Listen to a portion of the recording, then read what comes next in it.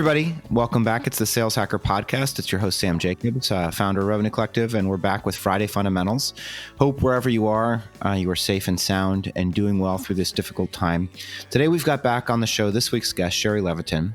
Shari is going to be talking to us about the 4 pillars of an effective coaching and training program. And so many people get training wrong. They bring in somebody for one big speech and then it disappears and the knowledge is lost. So we really want to understand, how do we make sure that training, coaching, and development sticks and that people at the company actually absorb the information and use it to get better? Now, before we get there, we want to thank our sponsor. Friday Fundamentals is brought to you by Outreach. Outreach triples the productivity of sales teams and empowers them to drive predictable and measurable revenue growth. By prioritizing the right activities and scaling customer engagement with intelligent automation, Outreach makes customer-facing teams more effective and improves visibility into what really drives results. Now, Shari, welcome back to the show. Thank you so much, Sam. We are here to ask you today, what are the 4 pillars to an effective training and coaching program? Yeah, well, let's start and look at, most training, particularly live training and online training, doesn't stick. It's about 83% isn't effective, and 90% of training is lost within 30 days. Too many people think that training is just a one and done. So one of the things that we do, that we train people to train trainers and coaches. And when we talk about the 4 pillars of an effective training program, every trainer, manager, and coach leads with one of 4 pillars. Now, very often we're not aware of it. And the problem is that we need all 4 pillars for training programs to be effective, scalable, and sustainable. So what are those 4 pillars? And as I go through them, you might think, oh yeah, I'd lead with that one. And if you lead with one, you need to think about, how do I incorporate that other pillar? So really quickly, the first pillar is the education pillar. Now that sounds straightforward enough. That's how we teach our technology and how we treat our, perhaps a sales methodology or sales steps or whatever. But what's really critical today is that it's not one and done. That we have to build a culture of learning and development. So what does that look like? Carol Dweck talks about in her book the difference between a growth mindset and a fixed mindset. We need to hire people that have a growth mindset so that we can maintain this culture of learning and development.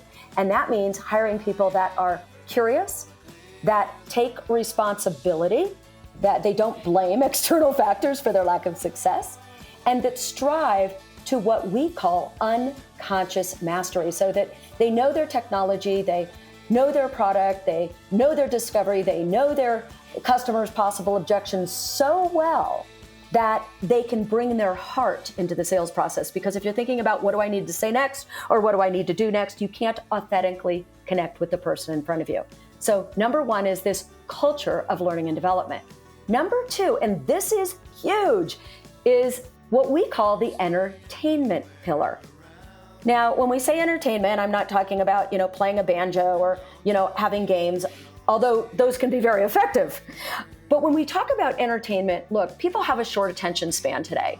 We've all heard the stats that attention span has dropped from 30 seconds to 8 seconds. And what do they say? 9 seconds for a goldfish. So rather than blaming the customer and saying, oh, customers have a short attention span, or my sales reps have a short attention span, we have to increase interest span. How do we do that? Well, when we're doing a live training, we need to incorporate the 5 senses, the sense of smell, the sense of taste. If it's online training, it's got to be interactive, it's got to be fun, it's got to have stories, it's got to be amusing, and we've got to create a very strong connection with our reps. So that's that entertainment pillar. And I will say, most trainers are pretty good at putting on a show, and they're good entertainers. But it's the 3rd and 4th pillar of an effective training program where 70% of the learning takes place. The 3rd pillar is what we call the facilitation pillar. And it's based on the premise that people don't believe it when we say it, they believe it when they say it. And that people retain 10% of what they hear, 50% of what they see and hear, and 90% of what they say and do. Too many trainers, and believe me, I did this for years, have so much ego in the game of training that they sort of give a lecture or they say, watch this online learning. Even if you're leveraging online learning, unless we say, what are the 3 most important things you learned and how are you going to use it? unless we look at all the different learning styles, we'll have people look at concepts and write a rap song about them, or create a model, or do all of these different types of things that incorporate physical movement, that maybe, like I said, song, all types of things, but the learning takes place when we're actually doing a project with that learning, which requires really designing materials around adult learning theory. And finally, and I might say most importantly, and there's certainly a lot of talk about this today, and that is the coaching pillar. Because it's one thing to educate and have a culture of learning and development. It's another thing to be entertaining. It's another thing to create content that's interactive. But only if we have a coach, somebody who can connect with each person on the team one-on-one and figure out what drives their inner world, only then can we affect their outer world. And that takes a great coach and a mentor performing one-on-ones and having a process for doing just that.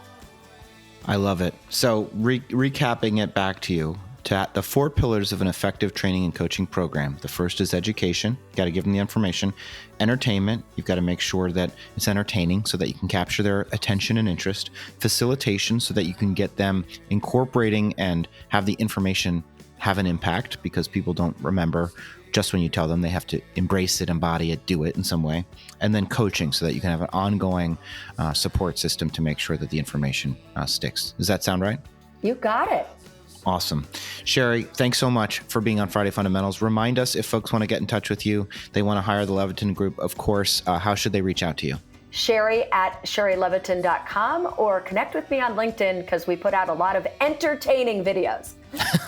There you go. That are also educational.